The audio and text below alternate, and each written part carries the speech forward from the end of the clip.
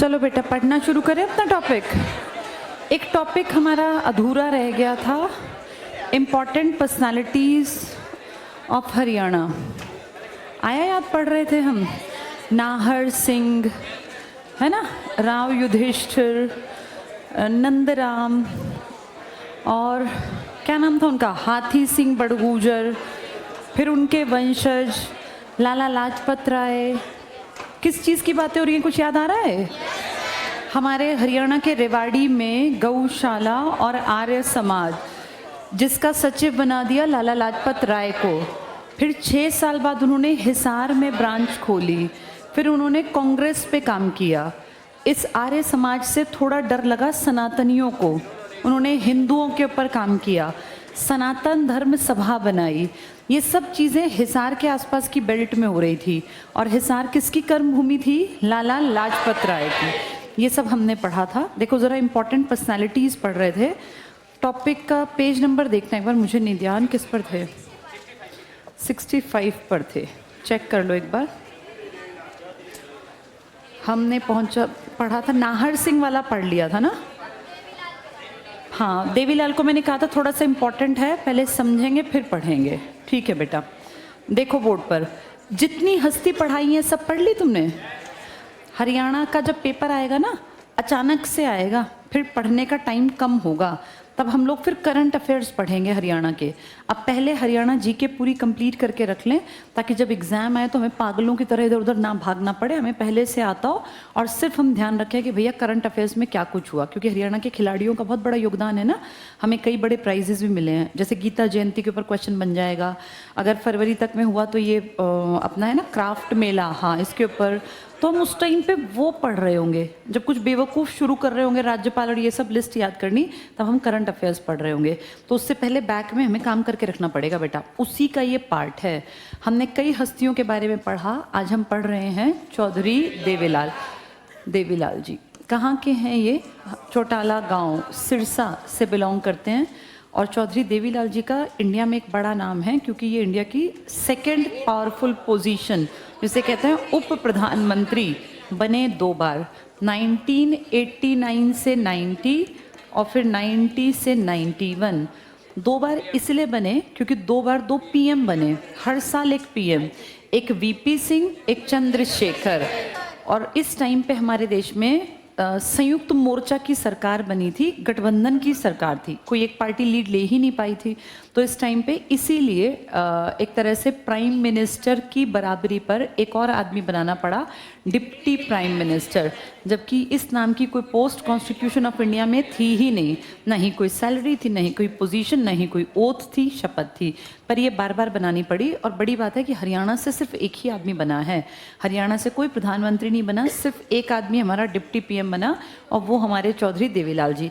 इनके नाम का आज तक खा रही हैं, इनकी पूछते हैं। अभी तुमने देखा जो डिप्टी सीएम थे अपने दुष्यंत चौटाला, 4-4.5 साल तो बढ़िया काम मतलब रह गए ना, लेकिन काम के नाम पे कुछ भी नहीं किया, इसलिए बुरी तरह हारी उनकी पार्टी। कहाँ है आज जजपा, जो पिछली बार 10 सीटें ले गई थी, इस बार 0 पर रही, तो इसका मतलब काम नहीं किया ना बेटा। तो ये सोचो, ये पुश्तैनी खा रहे हैं बैठ के, जो इनका काम कौन बना के चला गया। ऐसे कई खानदान मैंने तुम्हें एग्जाम्पल दिया था। ये राव का जो परिवार है, ये आज का थोड़ी ना है, ये राव नंदराम किसके ज़माने में? औरंगज़ेब का वंश हो गया ख़त्म, लेकिन इनका वंश आज भी कैबिनेट मिनिस्ट्री में बैठे हुए हैं। वहाँ से इनके अलावा कोई जीतता ही नहीं है बेटा। राजनीति पे, पैसों पे इनकी इतनी मजबूत पकड़ है। औरंगज़ेब के खानदान का तो नामो निशान भी नहीं है, कौन, किसी को जानते ही नहीं हम, कोई बचा हो तो। लेकिन इनका खानदान तब से लेके आज तक एज इट इज़ है, और यहीं पे लोकल इलाके से हर बार उस बेल्ट में इन्हीं के परिवार का आदमी बनता है। आज भी स्टैटिस्टिकल वाला डिपार्टमेंट नेशनल लेवल पे जो मिनिस्ट्री लेकर बैठे हैं, राव इंद्रजीत सिंह हैं, किसके बेटे हैं वो? इन्हीं के वंशज, जो ये राव नंदराम, फिर आगे जाके राव तुलाराम, ये बड़े बड़े नाम। वीरेंद्र सिंह जो थे ना हरियाणा की राजनीति का पहला इलेक्टेड सीएम, वो इन्हीं के तो परिवार का था। तो देखो ऐसे ही इनके खानदान को। तो हरियाणा में मैक्सिमम लोग वो हैं जिन्होंने बैक पे बहुत पैसा कमाया था, बड़ा नाम था, उनमें ही एक नाम ये भी था। लेकिन ये नाम बेटा बिना काम किए नहीं बनता। दुष्यंत चौटाला का नाम थोड़ी ना बना। इन्होंने 15 साल के थे ना तब घर बार छोड़ के स्टूडेंट लाइफ में थे। 15 साल का बच्चा 10वीं क्लास में होता है, बेवकूफ़ टाइप की अकल भी नहीं होती। इन्होंने राजनीति में हिस्सा लिया, एक्टिव पार्टिसिपेशन दिखाया, जेल गए। 1942 के भारत छोड़ो आंदोलन में एक्टिव थे, सबसे आगे हरियाणा में। और आगे जाके अब देश आज़ाद हुआ तो सबसे पहले इन्होंने कांग्रेस ज्वाइन की 52 में। लेकिन फिर देखा कि नहीं, कांग्रेस की और हमारी नीतियां मैच नहीं करती, कांग्रेस को हटा दिया, अपनी नई पार्टी बना दी, विपक्षी के रूप में 1962 में दस्तक दी। और हरियाणा को हरियाणा बनवाने में इन्होंने एक इम्पॉर्टेंट रोल प्ले किया था। हरियाणा की डिमांड जब उठ रही थी तब ये राजनीति का बड़ा चेहरा थे। तो ऐसे कुछ लोगों के कारण हमारा हरियाणा बहुत आगे बढ़ा, जिनमें एक बड़ा नाम किसका भी है, देवीलाल।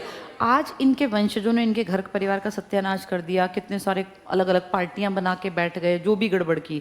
एक टाइम पे इस अकेले आदमी का चेहरा था जिसकी वैल्यू थी, और उसी वैल्यू के चलते इनकी चौथी पांचवी छठी नस्ल जो है ना, जो पैदा भी हो गए हैं, वो भी उन्हीं के नाम से पहचाने जाते हैं। अदरवाइज इनके बैक पे इनके पिताजी के पिताजी का नाम थोड़ी ना फेमस है, लेकिन वहां से फिर इनकी सीरीज चली आ रही है। चलो पढ़ के देखो, पेज 65 पर है चौधरी देवीलाल। सिरसा जिला टिक कर लो, चौधरी देवीलाल के नाम पर सिरसा जिला, चौटाला गांव। फिर बस पढ़ो, जन्मे चौधरी देवीलाल हरियाणा में ताऊ देवीलाल के नाम से प्रसिद्ध हैं। इनकी डेट ऑफ बर्थ लिख लो, 25 सितंबर 1915। तो आज़ादी के टाइम पे तो बिल्कुल जवान थे ये, 25 सितंबर 1915। और डेथ अभी हुई है इसी शताब्दी में, हाँ लिख लो, 6 अप्रैल 2001। तो इसी शताब्दी में एक्सपायर हुए हैं, 21वीं शताब्दी में, 6 अप्रैल 2001। ठीक है, पैदा कब हुए थे, 1915। 2015 में कितने साल के हो जाते, इसका मतलब अच्छा जी गए ना, काफ़ी जी गए। 14 ही साल तो कम रह गए, 86 ईयर्स तक जिंदा रहना, फिट एंड फाइन, जिसमें कि भूख हड़ताल और उन सब के भी मेंबर थे ये। नेक्स्ट पढ़ो, 1930 में देवीलाल पढ़ाई छोड़कर स्वयं सेवक बन गए और हिसार जेल में रहे थे। लिख लो यहाँ, हिसार जेल में। 15 साल के एक लड़के ने सब छोड़ दिया कि मैं तो देश आज़ाद कराऊंगा, हिसार जेल में। आगे पढ़ना, देवीलाल वर्ष 1942, तब इनकी उम्र कितनी रही होगी, कब जन्मे थे ये, 1915 में, तो जवान ही थे इस टाइम पर। 1942 में गिरफ्तार हुए, टिक कर लो। क्विट इंडिया मूवमेंट लिख लो यहाँ, QIM, भारत छोड़ो आंदोलन में गिरफ्तार और कारावास की सजा हुई, 2 साल लिख लेना। 42 में 2 साल के लिए अंदर चले गए थे ये, 44 तक 2 वर्ष कैद। पहले हिसार जेल में थे स्टूडेंट लाइफ में, फिर आगे बढ़े तो 2 साल के लिए क्विट इंडिया मूवमेंट में। ठीक है, नेक्स्ट पर आ जाओ। एक ऐसी हस्ती बताना जो स्पीकर रहा और वाइस पर भी रहा, कौन था, बनारसी दास गुप्ता। ठीक है, अगले पेज पर पढ़ो। 1952 में पंजाब में कांग्रेस के मेंबर बने। आज़ादी के बाद कौन सी पार्टी के मेंबर रहे, कांग्रेस। लेकिन फिर कांग्रेस से इनकी खटपट हो गई, तो टिक करना। 52 में कांग्रेस के सदस्य, 62 के चुनाव में कांग्रेस के विरुद्ध चुने गए, 10 साल में ऑपोजिशन में आ गए, विरुद्ध और विपक्षी दल के नेता। तो 52 के इलेक्शन में किस पार्टी की तरफ से थे, कांग्रेस। तब तक हरियाणा था ही नहीं, 62 में ये विपक्षियों में थे। नेक्स्ट पढ़ना, हरियाणा के प्रमुख राजनीतिज्ञ थे, 2 बार हरियाणा के सीएम, अंडरलाइन कर लो, 2 बार सीएम। 1977 में जनता पार्टी की सरकार में हरियाणा के सीएम बने, क्योंकि उस टाइम पे कांग्रेस रहित हुआ था ना देश एक बार, तब बने थे ये। नेक्स्ट चेक करना, 1989 से 1991 तक भारत के उप प्रधानमंत्री रहे। यहाँ लिखो 6th डिप्टी PM था ये, छठे, इनसे पहले 5 बन चुके थे। 6th डिप्टी PM, ठीक है। इसके बाद आगे पढ़ो, इसमें 6 अप्रैल 2001 को चौधरी देवीलाल का निधन हो गया। हाँ बेटा, चलो अंडरलाइन कर लो, निधन हो गया। यहाँ लिख लो समाधि संघर्ष स्थल, इनकी समाधि का नाम संघर्ष स्थल या संघर्ष घाट भी लिख देते हैं, संघर्ष स्थल इनकी समाधि का नाम। कुछ लोगों की समाधि इंपॉर्टेंट है, उनमें इनकी भी है, हरियाणा में तो मेनली नहीं की है फेमस, संघर्ष स्थल। अब आ जाओ छोटू राम, फेमस हस्ती हैं, अच्छे परिवार से थे। असली नाम था राम रिचपाल, असली नाम क्या था, राम रिचपाल। ऐसे अभी भी गांव में कई बुजुर्गों के नाम होते हैं, रचपाल रचपाल बोलते रहते हैं ना, वो यही होते हैं, राम रिचपाल। थोड़ा सा सुन लो बेटा, ठीक ठाक परिवार था, घर में सबसे छोटे थे, और जैसे छोटे का नाम पड़ जाता है ना कि भाई छोटू, तो ऐसे ही इनका नाम पड़ गया छोटू।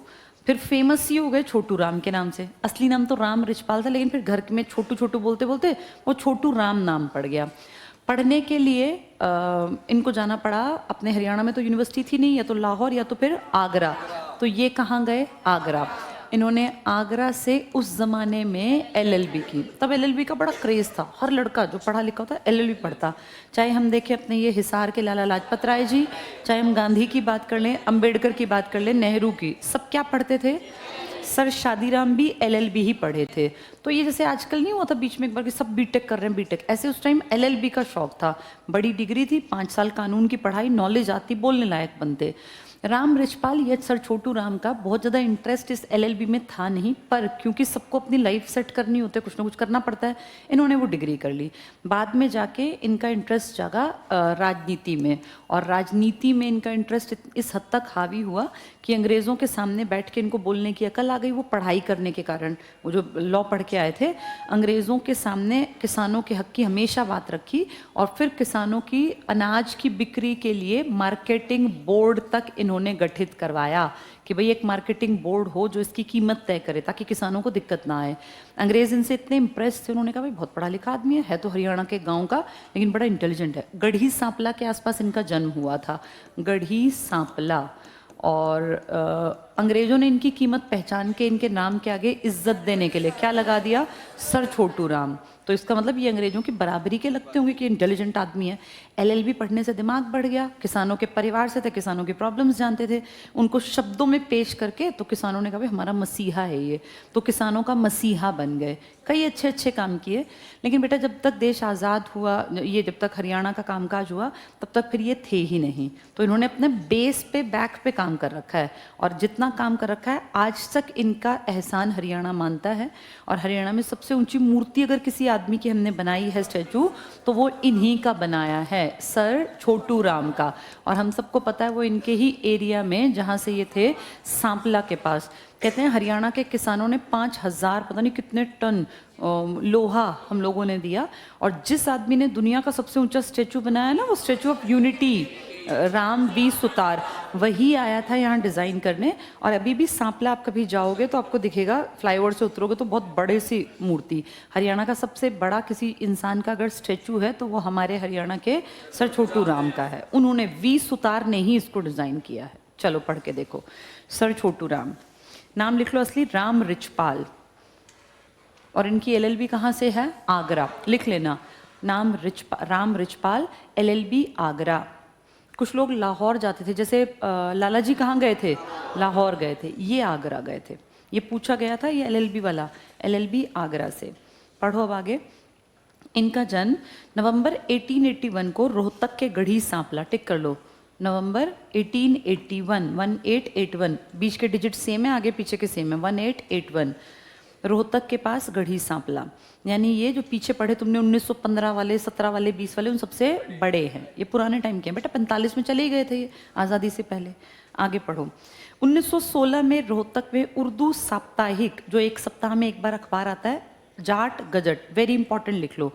सर छोटू राम जाट थे ना, तो एक अखबार निकाला, अखबार का नाम क्या रखा? जाट गजट। याद है हमारे पहले अखबार का नाम हरियाणा ही रख दिया था, किसने निकाला था? दीन दयाल शर्मा ने। झज्जर के नहीं थे वो, झज्जर से पत्रिका निकाली थी। ऐसे इन्होंने जाट गजट निकाला 1916 में। अखबार का नाम ही अपनी कम्युनिटी का रख दिया कि जाट गजट, गजट होता है अखबार, तो जाट गजट इनका अखबार, टिक कर लो, जाट गजट का प्रकाशन। उर्दू से क्यों किया? उर्दू में क्योंकि पहले बेटा उर्दू, याद है तुम्हें वो 8वीं क्लास में एक आदमी वो अखबार में लिखा था, शैदा उपनाम से, बाल मुकुंद, आ गया याद? वो सब किस में लिखते थे? उर्दू में।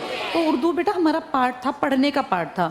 याद करें लाला लाजपत राय के पिताजी भी उर्दू पढ़ाते थे रेवाड़ी में, फारसी उर्दू, वही उर्दू। तो टिक कर लो, जाट गजट। ये अखबार हरियाणवी में नहीं है, ना हिंदी, उर्दू में है।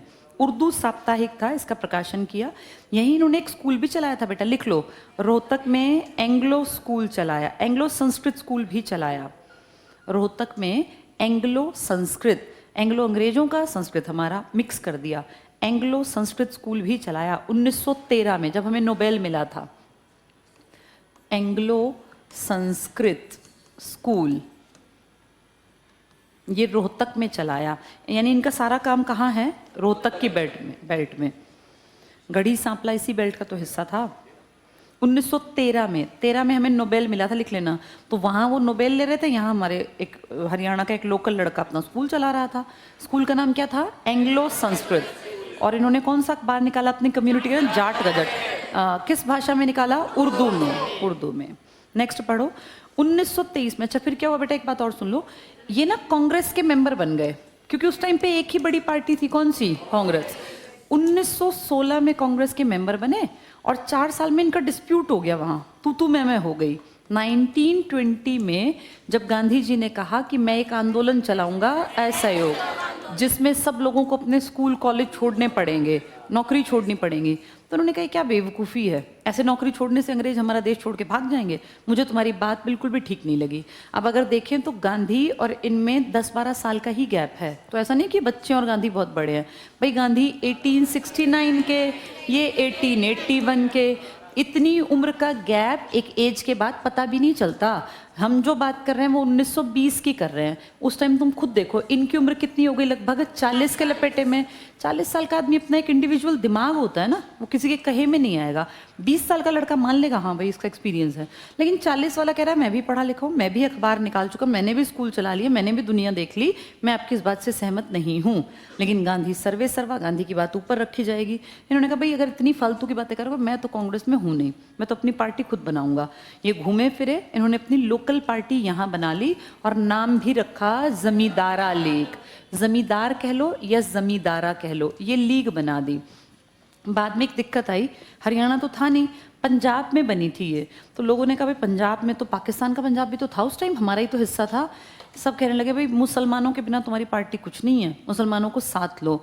फिर इस पार्टी के साथ मुस्लिम लीग को ऐड किया गया, लेकिन बाद में इसका नाम पता है गड़बड़ क्या हुई? इस पार्टी को फिर बाद में यूनियनिस्ट पार्टी कह के, और फिर मुसलमानों के कई दफ्तरों पर इस जमींदारा लीग का बोर्ड हटा के उन्होंने मुस्लिम लीग का बोर्ड टांग लिया। तो बहुत लंबी सक्सेसफुल नहीं हुई। हाँ, सक्सेस मिली ज़रूर थी, एक टाइम पर इस जमींदारा लीग को बहुत ज़्यादा इंपॉर्टेंस मिल गई और इसने खतरा पैदा कर दिया कांग्रेस को हरियाणा में, क्योंकि कांग्रेस की तरफ से हटके लोग किसके मेंबर बनने लग गए थे?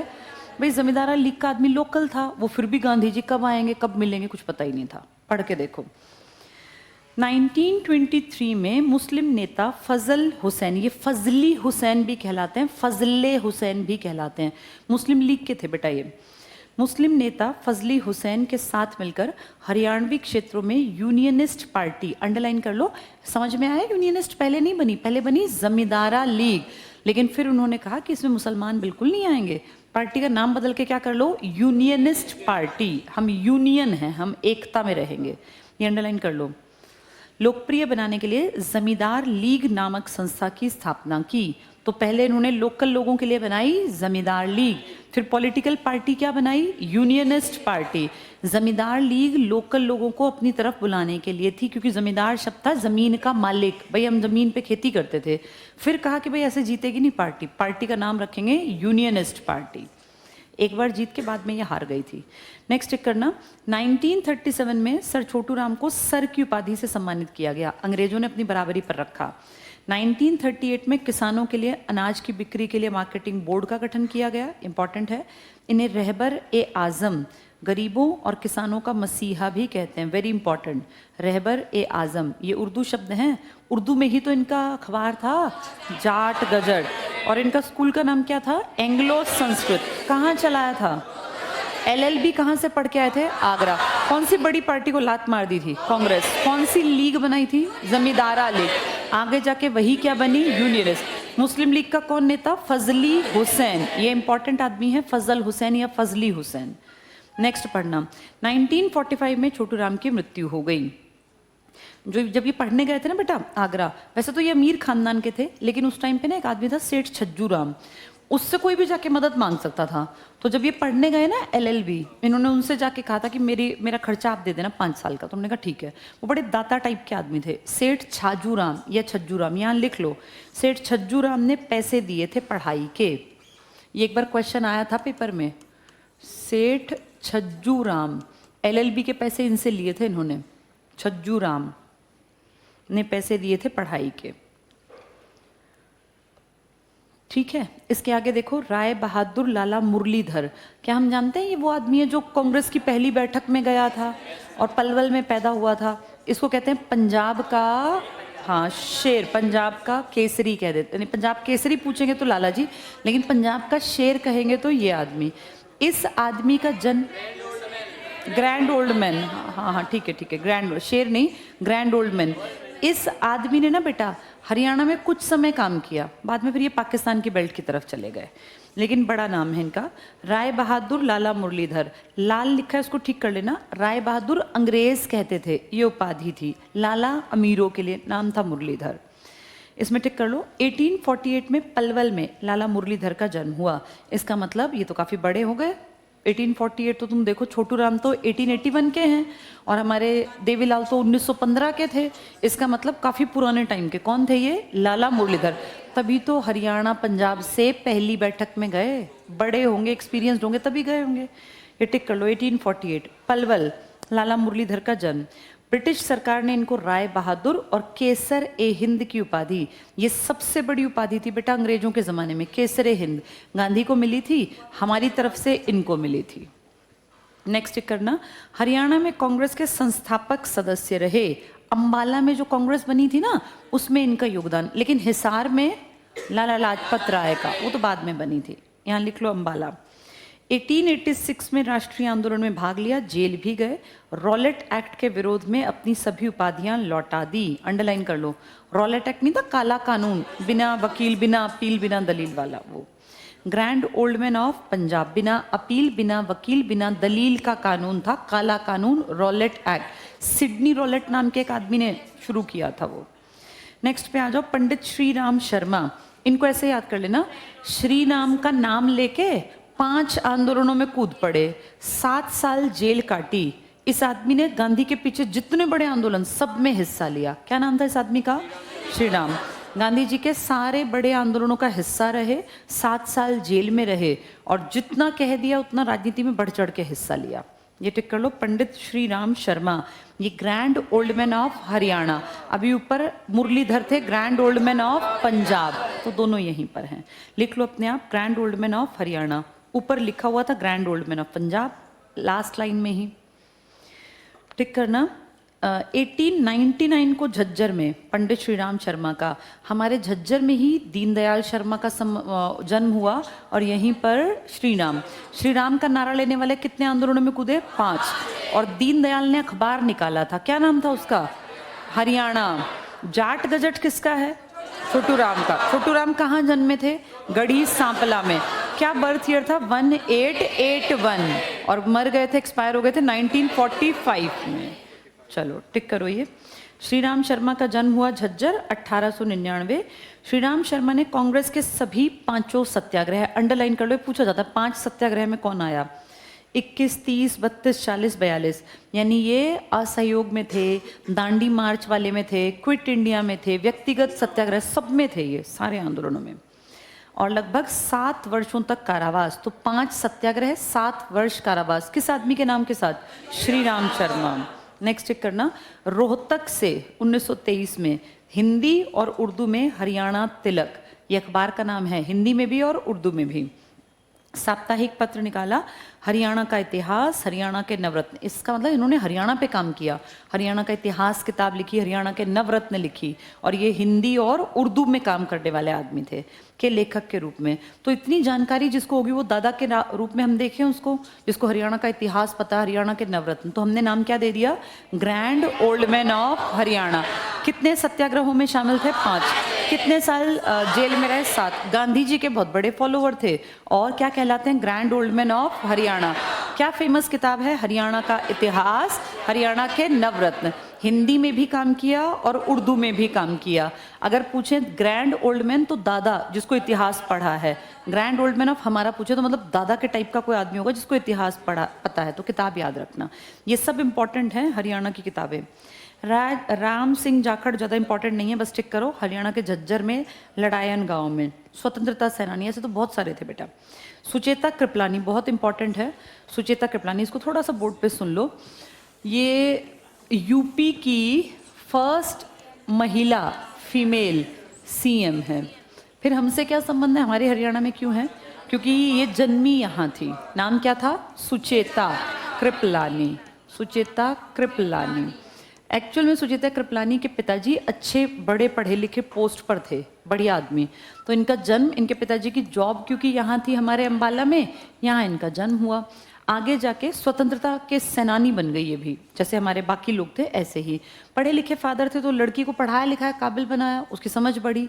इन्होंने बाद में शादी की थी जेबी कृपलानी से। जेबी कृपलानी हमारी झंडा समिति के हेड थे जब संविधान लिखा जा रहा था ना, उस टाइम पर, आज़ादी के टाइम पर।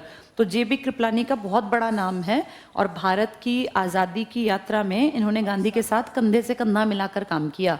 उसकी वाइफ थी सुचेता कृपलानी, क्योंकि कई मूवमेंट्स में आगे रही, इसलिए इंपॉर्टेंट है इनका नाम। और सबसे बड़ी बात अगर देखें तो ये वो औरत है जिसने मुंबई के ग्वालिया टैंक में तिरंगा फहराया था। जो हमारा उस टाइम का तिरंगा था गांधी जी का, वो चरखा छपा हुआ था, वो फहराने वाली पहली महिला हरियाणा की ज़मीन से जुड़ी हुई महिला थी, जिनका नाम है सुचेता कृपलानी।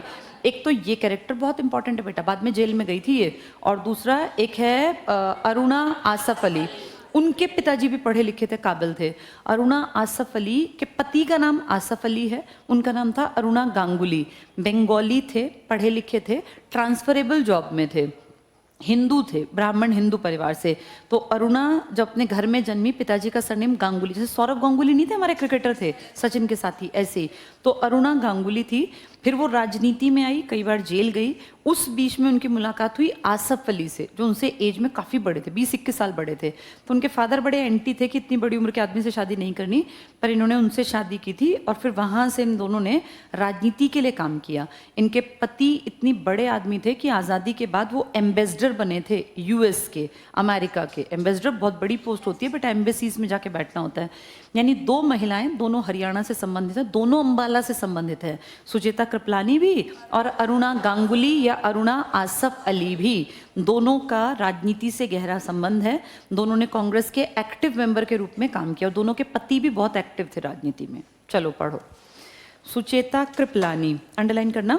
अम्बाला जिले में जन्मी सुचेता कृपलानी भारतीय स्वतंत्रता सेनानी थी, अंडरलाइन रखो। सुचेता कृपलानी ने 1942 के भारत छोड़ो आंदोलन के दौरान भूमिगत रहते हुए, ये गायब हो गई थी, पकड़ी नहीं गई थी, राम मनोहर लोहिया, जयप्रकाश नारायण और अरुणा आसफ अली के साथ मिलकर स्वतंत्रता संग्राम की लड़ाई लड़ी। कौन अरुणा आसफ अली? जो मैंने बताया वो आसफ अली की वाइफ हैं। अरुणा अपने आप में एक बड़ी आइडेंटिटी हैं, यानी दो औरतें हरियाणा से संबंधित हैं। दोनों ओरिजिनली नहीं यहाँ की, लेकिन दोनों के फादर यहाँ जॉब करते थे। कौन कौन है ये? एक अरुणा आसफ अली, अरुणा गांगुली और दूसरी सुचेता कृपलानी, दोनों इंपॉर्टेंट है। आगे टिक करना बेटा। भारत और उत्तर प्रदेश राज्य की पहली महिला मुख्यमंत्री थी, 1963 में बनी थी, लिख लो यहाँ, 1963 से 67। फोर्थ सीएम थी ये यूपी की। यूपी में 3 बार आदमी बना था, चौथी महिला बन गई थी, फोर्थ सीएम। हरियाणा में कोई सीएम औरत बनी आज तक? आज तक नहीं बनी हरियाणा में। यूपी में चौथे नंबर पर बन गई थी हरियाणा की औरत। क्या नाम था इनका? सुचेता कृपलानी। ठीक है। इनका जन्म एग्जैक्टली कहें तो कालका में था बेटा, लेकिन अब कालका किस में है? पंचकुला। पंचकुला तो 95 में बना, उससे पहले अम्बाला। यहाँ जहाँ लिखा था ना अरुणा आसफ अली, इसी के पास लिख लो कालका। दोनों को अम्बाला इसलिए पढ़ते हैं क्योंकि तब पंचकुला नहीं था, वरना दोनों अलग अलग थी। अरुणा आसफ अली कालका में जन्मी। ठीक है। अब यहाँ ऊपर अरुणा आसफ अली के बारे में 2 पॉइंट लिख लो। अरुणा गांगुली भी वही है, अरुणा आसफ अली भी वही है। लिखो उसमें, first mayor of Delhi. Mayor पता है ना? हाँ, मेयर। दिल्ली में मेयर बनते हैं, जैसे सोनीपत में हर जगह मेयर होते हैं। फर्स्ट मेयर ऑफ दिल्ली, यानी हरियाणा की 2 लड़कियां, एक यूपी की सीएम बनी और एक दिल्ली की मेयर बनी।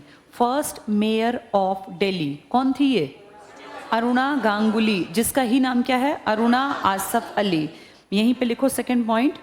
ग्वालिया टैंक, दोनों अच्छी दोस्त भी थी ये दोनों। ग्वालिया टैंक में झंडा फहराया। ग्वालियर टैंक एक मैदान का नाम है बेटा, उसको अगस्त क्रांति मैदान भी कहते हैं। ग्वालिया, लियर मत लिख देना, ग्वालिया टैंक एक जगह का नाम है महाराष्ट्र, मुंबई में। इसी को बोलते हैं अगस्त क्रांति मैदान। अगस्त क्रांति मैदान।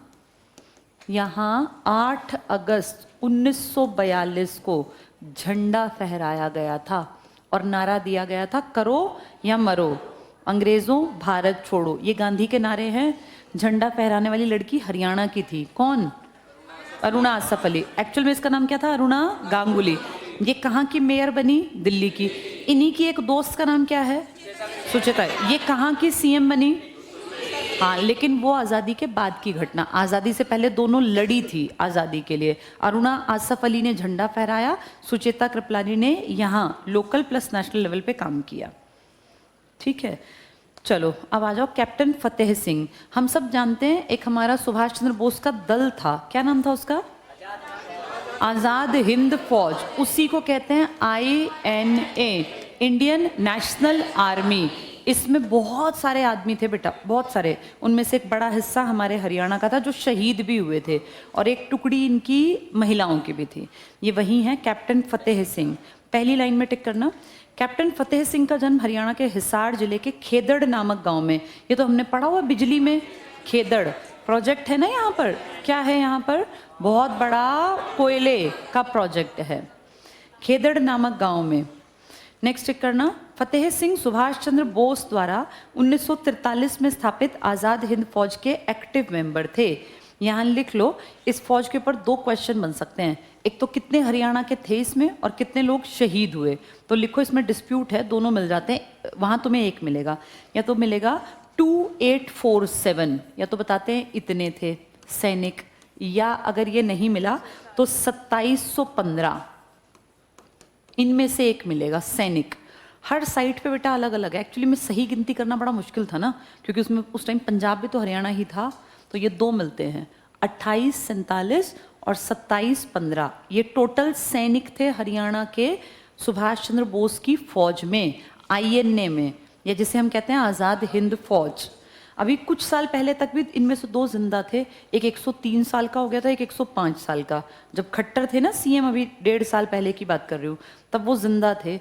तो सुभाष चंद्र बोस की पुण्यतिथि पर ना, वहाँ के एक तो शायद हिसार के थे और एक शायद रेवाड़ी के साइड के, बिल्कुल। अब तुम सोचो 105 साल का आदमी कितना बुढ़ा। पर DC को आदेश दिए थे कि जाके मिल के आना। अब तो हो सकता है ना रहे हों, चले गए हों, लेकिन ये बड़ी बात थी कि इतने आदमी हरियाणा की मिट्टी से थे। या तो 2715 या 2847।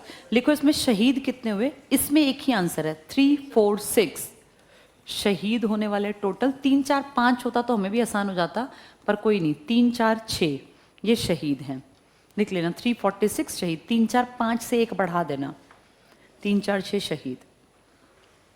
ठीक है, इसके बाद हरियाणा में आर्य समाज। मैंने बताया था आर्य समाज शुरू में कहाँ शुरू हुआ था? रेवाड़ी।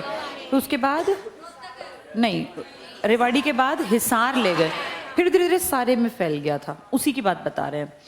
ठीक है, बताओ गौशाला हमने पहली कहाँ खोली? रेवाड़ी में। किसने जमीन दान दी? राव युधिष्ठिर ने। बताया था, लकड़ी लेके घूम गए कि यहाँ गौशाला बना दो, वही। यहाँ लिख लो, लिखो उत्तर भारत की फर्स्ट गौशाला, उत्तर भारत की फर्स्ट गौशाला रेवाड़ी। ऐसा सिर्फ हम कहते हैं, गूगल करोगे तो यूपी की दिखाते हैं वो, लेकिन तुमसे हरियाणा में पूछेंगे जीके में तो कहते हैं ना हमारी पहली है, क्योंकि हरियाणा जीके अपने लिए पूछेगा। तो उत्तर भारत की पहली गौशाला रेवाड़ी। लिख लो, राव युधिष्ठिर ने जमीन दी। ये राव युधिष्ठिर की जमीन अपनी थी।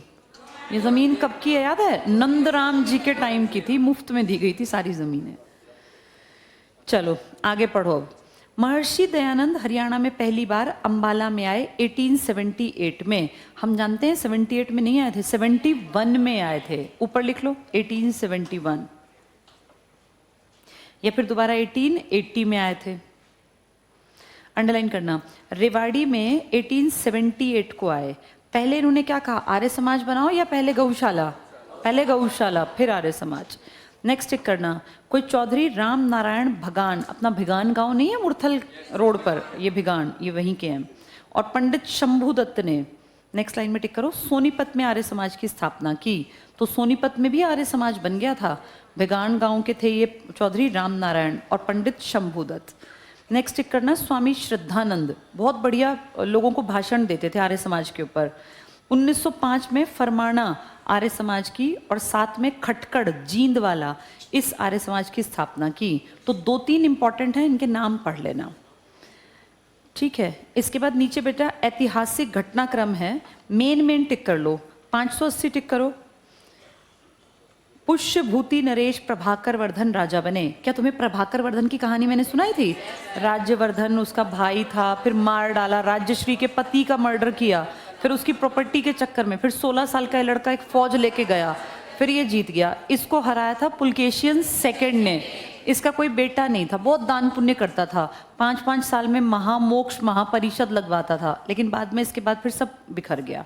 ये टिक करो। 605 में हर्षवर्धन कन्नौज के शासक बने, जबकि इनके बाप दादा परदादा की प्रॉपर्टी तो थानेसर थी, इन्होंने कन्नौज पे, क्योंकि कन्नौज इनकी बहन की प्रॉपर्टी थी। 634-35 टिक करना। हर्ष और चालुक्य नरेश पुलकेशियन के बीच युद्ध, तुम्हें कैसे पता? ऐहोल अभिलेख, यहाँ लिख लो, युद्ध हुआ था 618 में, लेकिन लिखा गया 634 में। ऐहोल अभिलेख, ऐहोल जगह का नाम है बेटा ये। ऐहोल में एक लिखित में एक चट्टान पे लिखा मिला हमें, तब पता चला, वरना पता ही नहीं था। ऐहोल अभिलेख ये 634 में लिखवाया पुलकेशियन ने। लड़ाई हो गई थी बेटा 618 में, 618। इसका मतलब तब हर्षवर्धन भी यंग ही रहा होगा। 606 में तो राजा ही बना था, 16 साल का, कुछ ही साल बीते थे। चलो आगे टिक करना।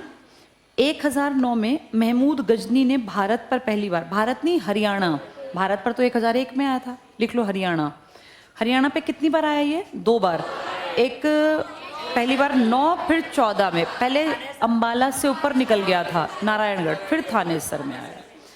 1191 टिक करो। तराइन में पृथ्वीराज चौहान गौरी को हराया। 92 तराइन के दूसरे युद्ध में पृथ्वीराज चौहान गौरी के हाथों पराजय। 94 में टिक कर लो। मोहम्मद गौरी ने रोहतक पर आक्रमण किया, मंदिरों को तोड़ा। 1266 से 87 बलबन ने याद है, मेवातियों के सरों की मीनारें बनवाई, जंगल कटवाए थे। 1290 खिलजी वंश। खिलजियों में तो हमने ज़्यादा कुछ किया नहीं, क्योंकि इनके पास क्या थी, बहुत बड़ी स्थायी सेना, तो हमने इनसे पंगेबाजी नहीं ली। इस मामले में हरियाणा के लोग ठीक थे, कोई बाहर से आता ताकतवर तो हम भाग जाते, हम नहीं लड़ते थे, हमारे पास ज़्यादा कोई ऐसे हथियार और ये सब थे ही नहीं। तो समझदारी है ना बेटा, या तो तुम फौज रखते हो तो लड़ो। हम करते क्या थे, खेती, कोई आएगा तो क्या लूटेगा। हमारे खेतों में क्या था, गेहूँ। कई बार तो हम ऐसा भी करते, आग लगा के भाग जाते थे अपने खेतों में, कि आएंगे तो कुछ मिलेगा ही नहीं। इसलिए हमारा कोई इतिहास भी नहीं, हमने कुछ किया ही नहीं बेटा। पढ़ो आगे। 68 पेज पर आओ। 1398 तैमूर ने हरियाणा पर आक्रमण किया। क्या तुम्हें याद है, तैमूर एक नदी के किनारे से आया था, हमारे यहाँ सिरसा से एंटर हुआ, सिरसा, टोहाना, फतेहाबाद, फिर कैथल, पानीपत, फिर मुड़ गया था यमुना, और फिर सोनीपत से कहाँ गया था, दिल्ली। फिर इसने 15 दिन दिल्ली लूटी थी, है ना, ये टिक कर लो। तैमूर ने हरियाणा पर आक्रमण किया, यहाँ लिख लो सिरसा, सिरसा से एंट्री हुई थी इसकी। पहले ये घग्गर नदी के किनारे किनारे चला, फिर ये यमुना के किनारे। इसके बाद 21 अप्रैल 1526 टिक करना, पानीपत का पहला युद्ध, बाबर ने इब्राहिम लोदी को हराया। कौन से एक सिख गुरु इसके चश्मदीद थे? गुरु नानक देव, पहले गुरु, क्योंकि उनका बर्थ ईयर 1469 है, इस टाइम थे वो। लिख लो, सिख फर्स्ट गुरु ने प्रत्यक्ष देखा था ये। नेक्स्ट टिक करना, 1830 को 3 बना लो, 1803 हरियाणा पर अंग्रेजों ने अधिकार किया, और एक गांव था महाराष्ट्र में, सुरजी अंजन गांव, यहाँ लिखत पढ़त में हरियाणा के ऊपर कब्जा कर लिया इन लोगों ने। नेक्स्ट करो 1833 हरियाणा को उत्तर पश्चिमी प्रांत, यूपी लिख लो, यूपी का अंग बना दिया। आज हरियाणा किसी का अंग नहीं है, लेकिन एक लंबे टाइम तक हम पंजाब का हिस्सा थे, उससे पहले हम किसका हिस्सा थे? पहले यूपी का, यूपी हरियाणा एक था। 1886 टिक करना, भारतीय राष्ट्रीय कांग्रेस की पहली शाखा हरियाणा के अंबाला में, इंपॉर्टेंट है। किसने मदद की थी? राय बहादुर लाला मुरलीधर। फिर 1886-87 में रोहतक की तरफ कौन लाया था, हिसार की तरफ कौन लाया था? लाला लाजपत राय। ये पहली है, ये ऊपर थी। 1947 टिक करो, हरियाणा पूर्वी पंजाब का हिस्सा बना। हरियाणा को पूर्वी पंजाब, क्योंकि पेप्सू बटा था ना, एक उनका एक हमारा, तो हमें इसका हिस्सा बना दिया। 1949 सच्चर फॉर्मूला, कौन सच्चर? भीमसेन सच्चर, जिसने कहा था 2 क्षेत्र बना दो, हिंदी भाषी और पंजाबी भाषी। 1 नवंबर 66 हरियाणा राज्य का उदय हुआ। चंडीगढ़ केंद्र शासित, चंडीगढ़ यूटी बना सेम डे, यानी चंडीगढ़ यूटी कब बना? 1 नवंबर 66 को। और भगवत दयाल शर्मा हरियाणा के पहले सीएम। इलेक्शन या बिना इलेक्शन? 54 एमएलए, लिख लो यहाँ, 54 एमएलए विदाउट इलेक्शन। और हमारी इसकी अध्यक्षा कौन बनाई? शन्नो देवी, क्योंकि वो पंजाब की डिप्टी स्पीकर थी। लिख लो, 54 सीएम थे, ये थे एमएलए, उनमें से किए थे। कहाँ के थे ये? बेरी झज्जर के। लिख लो, बेरी झज्जर, बेरी झज्जर। अगले पेज पर बेटा एक मैप देखो जरा, उस मैप के नीचे बहुत सारी बातें लिखी हैं। मिल गया मैप? बाल मुकुंद गुप्त, बताओ बच्चे का नाम जैसा है, इसका जन्मदिन कब का था? 14 नवंबर 1865 में। इसी टाइम पर पैदा हुए थे 65 में मोगा जिले में लाला लाजपत राय। लेकिन लाजपत राय राजनीति में एक्टिव थे, बाल मुकुंद गुप्त राजनीति से ज्यादा पढ़ाई लिखाई। लेकिन ये राजनीति को पढ़ाई लिखाई में लिख देते थे। शिव शंभू के चिट्ठे सुने हैं उन लोगों ने? अंग्रेजों पे कटाक्ष करना वो इनका काम था। पढ़ो, बाल मुकुंद गुप्त 14 नवंबर 1865, गांव गुड़ियानी, झज्जर को काट दो, रेवाड़ी लिख लो। झज्जर रेवाड़ी, उस टाइम रेवाड़ी बेटा जिला नहीं था, तो इसलिए रेवाड़ी लिख लेना। रेवाड़ी में हुआ। महान देशभक्त पत्रकार, मेन तो लिखते थे, लिख के बेइज्जती करते थे। पत्रकार, आलोचक, निबंधकार। 1866 से 88 तक चुनार, अखबार एक चुनार, ये इनका फर्स्ट अखबार था बेटा, फर्स्ट अखबार। अखबार एक चुनार पूरा नाम, वैसे सिर्फ चुनार को। और इसके बाद कोहिनूर, ये भी अखबार का नाम, उर्दू में निकलते थे ये, के संपादक बने। तो ये नाम तो बच्चे जैसा, बाल मुकुंद। दो तो अखबार हैं इनके, कौन कौन से? अखबार ए चुनार और कोहिनूर। कोहिनूर बहुत इंपॉर्टेंट। बाद में उर्दू छोड़कर हिंदी में लिखने लगे, तो टिक कर लो, यानी इनकी पहली कमांड थी उर्दू पर, फिर इन्होंने हिंदी पर जबरदस्त कमांड बनाई। अंडरलाइन करना। हिंदुस्तान, अखबार का नाम था ये, हिंदुस्तान। हिंदी बंगवासी, यानी बांग्लादेश और हम, हिंदी बंगवासी। और भारत मित्र, ये इनके पत्र रहे। एक आदमी की 2 लैंग्वेजेस पर अच्छी कमांड है, नाम बच्चे जैसा है। क्या नाम है? बाल मुकुंद गुप्त। कहाँ जन्मे हैं? गुड़ियानी, बच्चे गुड़िया से खेलते हैं। कहाँ? रेवाड़ी। उसी टाइम जन्मे जब लाला जी जन्मे, कब? 1865 में। 2 अखबार पहले उर्दू में निकाले, अखबार ए चुनार और कोहिनूर। एक का नाम अ से, एक का नाम क से। अ आ ई में भी अ पहले आता है, क ख ग में क पहले। यानी इस बच्चे का, जिसका नाम बच्चे जैसा है, बाल मुकुंद, ग्रेट आदमी है ये। 2 तो इनके अखबार हैं, अ से अखबार ए चुनार और क से कोहिनूर, ये उर्दू में है। फिर हिंदी में हिंदुस्तान, हिंदी बंगवासी, भारत मित्र। ये 5 बहुत बड़े काम इसके हैं, जिसका नाम बच्चे जैसा है, बाल मुकुंद गुप्त। बहुत बहुत इंपॉर्टेंट बेटा, ठीक है। और इसके बाद हम जानते हैं कि पहले क्या हुआ था, जब ये 8th में थे तब क्या हुआ था?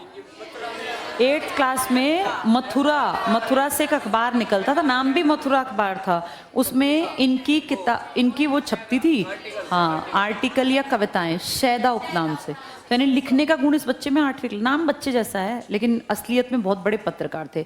यहाँ लिख लो 8th क्लास, मथुरा अखबार, शैदा, ये सब पहले बताया था तुम्हें। 8th क्लास, मथुरा अखबार, शैदा, ये उपनाम था इनका पहले, क्योंकि पहले असली नाम पता होने पे पुलिस पकड़ लेती थी बेटा, मारते थे, तो अपना नाम बदल ले, शैदा, उपनाम था शैदा। अब सोचो 8वीं के बच्चे को पकड़ के बहुत मारे तो आगे लिखेगा ही नहीं, तो नाम बदल के लिखते थे, शैदा उपनाम से कविताएं, ठीक है। और किसने इनको इतनी वो दिया कि चल बेटा तू लिख, मैं हूं तेरे साथ? पंडित दीनदयाल शर्मा। ये कौन दीनदयाल शर्मा? जो झज्जर के है और जो पहला अखबार छापेंगे हरियाणा, तो इसका मतलब उनका अखबार में इंटरेस्ट है। तो देखिए यार, ये बच्चा भी बहुत अच्छा लिखता है। फिर ये दोनों हम याद करें, 1886 में कांग्रेस की बैठक में जाएंगे, गुरु और चेला। पहली में गए थे जिसने अंबाला में ब्रांच बनाई थी, राय बहादुर लाला मुरलीधर। फिर 88 में जाएंगे, इन्हीं के बाल मुकुंद के साल में जन्मे हुए लाला लाजपत राय, 1888 में। ये सब आसपास हैं बेटा सारी घटनाएं, इनको दिमाग में कहानी की तरह रखोगे तो आसान दिखेंगी। ये टिक कर लो आगे। बाल मुकुंद गुप्त की अन्य कृतियों में शिव शंभू के चिट्ठे, ये पता है क्या? 1905 में एक हमारे यहाँ खराब सा आदमी था, जिसका नाम था लॉर्ड कर्जन। उसने कहा था अंतिम इच्छा मेरी है ये कांग्रेस मरे और मैं इसके मरने में मदद करूं। इसने हमारा बंगाल का विभाजन करवाया। तो अब इसको डायरेक्ट तो क्या बोलेगी, तो जैसे आज मान लो पीएम को कोई बोलना चाहे तो बोल नहीं सकते ना डायरेक्ट, तो इसने इस जो बच्चा लिखने लगा था अब जवान हो गया, इसने नाम बदल के लिखा शिव शंभू के चिट्ठे, और उसमें कैरेक्टर ऐसे बनाए जो पढ़ते ही सब समझ जाए अच्छा ये वायसराय है। वायसराय कौन था? Lord Curzon. डायरेक्ट तो कैसे लिखे, लेकिन कहानी के कैरेक्टर के नाम बदल के पढ़ते पढ़ते ही समझ में आया कि उसके बारे में, तो उसका मजाक था, ये व्यंग्य था। शिव शंभू के चिट्ठे, टिक कर लो। जैसे आजकल तुम्हारी भाषा में रोस्टिंग कह देते हैं ना, इसको रोस्ट कर दिया, ऐसे रोस्ट कर दिया किसको? वायसराय को। क्या नाम से? शिव शंभू के चिट्ठे। आगे टिक करना। उर्दू बीवी के नाम चिट्ठी। उर्दू बीवी कौन? ये जो बांग्लादेश का हिस्सा अलग करके कर्जन ने नहीं किया था, ये पूर्वी बंगाल और पश्चिमी बंगाल, तो ये कहा था उर्दू बीवी के नाम चिट्ठी, मतलब ये हमारी उर्दू बीवी है, इसके नाम हम चिट्ठी लिख रहे हैं, मजाक किया था। ये भी वायसराय के ऊपर ही था, तो ये टिक कर लो। उर्दू बीवी के नाम चिट्ठी, ये बहुत फेमस हैं दोनों, शिव शंभू के चिट्ठे और उर्दू बीवी के नाम चिट्ठी। किसने किए ये? हाँ, तो एक तरह से रोस्ट करने वाला आदमी उस टाइम का था, बाल मुकुंद गुप्त। कब पैदा हुए? 1865 में, गुडियानी गांव रेवाड़ी में। एक आदमी ने देखा है, बड़ा गुणी लड़का, 8वीं क्लास में, पंडित दीनदयाल शर्मा, जिन्होंने पहला अखबार निकाला था झज्जर से, हरियाणा। पत्रिका भी निकाली थी, शोध पत्रिका, हरियाणा शोध पत्रिका। इन्होंने 8वीं क्लास के उस बच्चे की मथुरा अखबार में उर्दू में शैदा उपनाम से लिखवा दी, कविता कहानी लिखने का एक्सपीरियंस हो गया। फिर इन्होंने 2 पहले निकाले उर्दू में, क्या क्या? अ और क, क्या नाम? अखबार चुनार और कोहिनूर। फिर 3 निकाले हिंदी में, हिंदुस्तान, भारत मित्र, हिंदी बंगवासी। अब फिर इसने बांग्लादेश, क्योंकि उस टाइम में पूर्वी बंगाल बना था, इसने उसकी बेइज्जती डायरेक्ट ना करके क्या लिखा? शिव शंभू के चिट्ठे और उर्दू बीवी के नाम चिट्ठियाँ। ये वेरी वेरी इंपॉर्टेंट में बेटा सारे क्वेश्चन बनते हैं ये। आगे पढ़ो। पंडित श्रीराम शर्मा, ये तो श्रीराम का नारा लेके कितने आंदोलनों में कूद पड़े? 5। कितने साल जेल गए? 7 साल। गांधी के बहुत बड़े फॉलोवर थे, टिक करना। जन्म इनका 1 अक्टूबर 1899 झज्जर में हुआ। कांग्रेस के 5 सत्याग्रह, सन सिर्फ देख लो तुम्हें आइडिया लग जाए। 21, 22 वाला, 30, 32, 41, 42 में भाग लिया, 7 वर्ष तक जेल, टिक कर लो, 7 साल जेल। 23 में रोहतक से, अंडरलाइन करना, रोहतक से उर्दू और हिंदी में हरियाणा तिलक। अब श्रीराम शर्मा तो पुराने आदमी है ना, तो इनको इतिहास का पता है, नवरत्नों का पता है, तो टिक करना। हरियाणा तिलक हिंदी और उर्दू दोनों में, और हरियाणा का इतिहास, हरियाणा के नवरत्न। ऐसे पुरानी पुरानी बातें तो पंडित श्रीराम को ही पता होंगी। कितने सत्याग्रहों में कूदे थे, कितने साल जेल में रहे, पैदा हुए थे 1899, यानी सदी भी बहुत पुरानी हो गई भाई। 1899 को क्या कहोगे? 19वीं सदी, और काम करते रहे फिर अगली सदी तक। नेक्स्ट में टिक करना। बलदेव सिंह, इनमें कुछ खास नहीं है, बस टिक कर लो। पहली लाइन में ही बीच में लिखा है राष्ट्रीय विद्यालय, यानी अपने लोकल स्कूल बनाने में इन्होंने हेल्प की, राष्ट्रीय विद्यालय। नेक्स्ट लाइन में टिक करना। रोहतक में जाट हाई स्कूल की स्थापना, तो ऐसे लोकल पूछ सकते हैं, हरियाणा में जाट स्कूल जो रोहतक का बना किसने? तो बलदेव सिंह। पंडित नेकीराम शर्मा, अच्छे आदमी थे, हरियाणा केसरी, याद है? भिवानी से संदेश नामक पत्रिका निकली थी, वही है ये, टिक करो। इनका जन्म गांव केलंगा रोहतक में, लेकिन अब ये रोहतक की जगह भिवानी में है, लिख लो अब भिवानी। ऐसे जिले कैसे बदल गए भाई? सीमा कट के अलग हो गई तो अलग जिला। जो चीजें कुछ साल पहले भिवानी में थे वो अब चरखी दादरी में भी तो आ गई, ऐसे ही तब हो गए। तो उस टाइम जन्मे तो रोहतक, अब भिवानी। 4 सितंबर, मैंने बताया था 5 और 7 में से एक कोई सा मिल जाएगा, लिख लो यहाँ 5, 7, कोई सा एक मिल जाएगा, या तो 4 या तो 5 या तो 7 सितंबर 1887 में हुआ। तो इसका मतलब ये गांधी नेहरू उनके ज़माने के हैं। और इनकी डेथ 1956 में, टिक करना। 1916 में तिलक के स्वराज संघ के सदस्य बन गए। तिलक कहाँ एक्टिव थे? महाराष्ट्र। हरियाणा का एक आदमी बड़ा इम्प्रेस्ड था, किससे? तिलक से, तिलक के इसमें मेंबर बन गए। और 1920 में डिविजनल कॉन्फ्रेंस के सचिव बने, सेक्रेटरी। भिवानी से संदेश नामक साप्ताहिक पत्र प्रकाशित किया। इनके बारे में खास लिख लो, हरियाणा केसरी इनका उपनाम है, हरियाणा केसरी। पंजाब केसरी कौन? लाला लाजपत राय। और हरियाणा केसरी कौन? Pandit Nekiram Sharma. Grand old man of Punjab Murlidhar, और ग्रैंड ओल्ड मैन ऑफ हमारे वाले श्रीराम।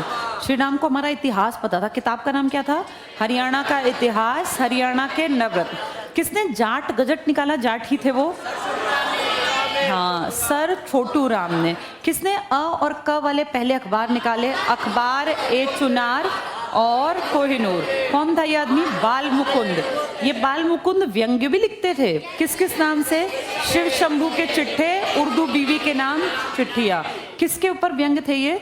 वायसराय लॉर्ड कर्जन के नाम पर। चलो ये टिक कर लो। नेकीराम शर्मा हो गया। यही लिखो हरियाणा केसरी। 2200 दिन जेल में रहे थे, लिख लो यहाँ 2200 दिन जेल। नेकीराम शर्मा। कौन 7 साल तक जेल में रहा था? वो श्री राम शर्मा। और नेकीराम शर्मा के दिन लिख लो, 2200 दिन जेल रहे। राज्यसभा के एमपी भी बने थे, लिख लो राज्यसभा एमपी। राज्यसभा एमपी। लाला मुरलीधर पे आ जाओ। जन्म 1848 में पलवल, अभी पीछे तो पढ़ के आए हम, ये सब इंपॉर्टेंट है। इसके बाद टिक करना, ख्याति प्राप्त वकील थे। उस टाइम सब क्या पढ़ते थे? वकालत। वही सरकार ने इनको राय बहादुर केसर ए हिंद, अभी हम पढ़ रहे थे हरियाणा केसरी, कौन था वो? Nekiram Sharma. Punjab Kesari Lala Lal. Grand old man of Punjab Murlidhar. Grand old man of Haryana Shri Ram. अब ये केसरे हिंद है। केसरे हिंद या तो गांधी थे, कुछ ही लोग थे, उनमें से लाला मुरलीधर भी हैं।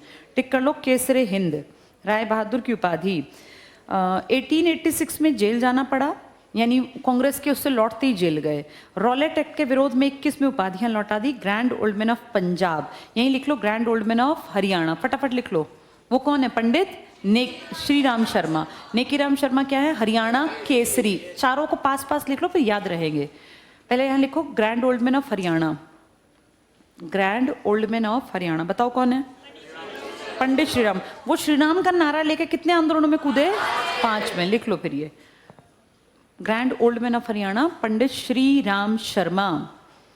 फिर यहीं लिखो हरियाणा केसरी, बताओ कौन? नेकीराम शर्मा। लिख लो हरियाणा केसरी नेकीराम, पंजाब केसरी लाला लाजपत राय। ये सब पेपर में एक जैसे लगते हैं, थोड़ा थोड़ा अंतर है, यहाँ बार बार पढ़ोगे तब याद होंगे। पंडित श्रीराम कितने आंदोलन? 2200 दिन की जेल किसकी है? नेकीराम की। और 7 साल की जेल श्रीराम की। Grand old man of Haryana और grand old man of Punjab Haryana Kesari. और केसर ए हिंद तुम्हारा हरियाणा का कौन? मुरलीधर, जो गांधी के बराबर के थे वो मुरलीधर। चलो बेटा आज इतना ही पढ़ लेते हैं, इतना ही पढ़ते हैं आज। इनको याद कर लेना सब।